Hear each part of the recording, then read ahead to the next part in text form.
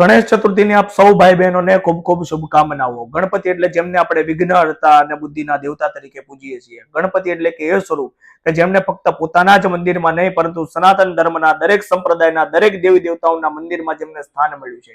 ગણપતિ એટલે કે એ સ્વરૂપ કે જ્યારે શંકર અને પાર્વતીના કહેવાથી કાર્તિકેય અને ગણપતિ વચ્ચે બ્રહ્માંડની પ્રદક્ષિણાની હરીફાઈ થઈ ત્યારે ગણપતિએ પોતાના જ મા બાપને પોતાના સર્વસ્વ સમજીને પોતાનું બ્રહ્માંડ સમજીને એમની જ પ્રદક્ષિણા કરી લીધી।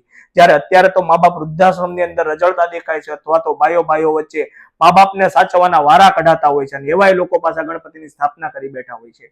એ ગણપતિની મંદિરોમાં થતી પૂજાથી લઈને સાર્વજનિક પૂજા થવા પાછળનું પણ એક કારણ છે કે પહેલાના સમયની અંદર અંગ્રેજોની સામે લડવા માટે લોકો એકજૂટ નતા થઈ શકતા। એટલા માટે જ ઈસવીસન 1893 લોકમાન્ય ટિળકે બધી જ જ્ઞાતિના દરેક સમાજના લોકોને એકજૂટ કરવા માટે કોઈ ખાસ હેતુસર કોઈ આયોજન કરવા માટે ગણેશ ઉત્સવને સાર્વજનિક ઉત્સવમાં ફેરવી દીધો। એનું ખાસ કારણ એક હતું કે લોકો ધાર્મિક ભક્તિના નામે એકઠા થઈને આઝાદીની લડાઈ માટે રાષ્ટ્રભક્તિ સુધી પહોંચે। જ્યારે અત્યારે તો કોઈ હેતુ જ નથી। બહુ ઓછા લોકો એવા જોવા મળે છે કે પોતાની આસ્થાથી ગણપતિનું સ્થાપના કરતા હોય છે।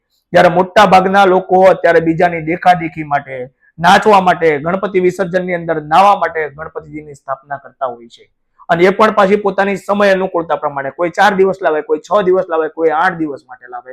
મતલબ કે પોતાની સમય અનુકૂળતા પ્રમાણે લોકો ગણપતિની સ્થાપના કરતા હોય છે।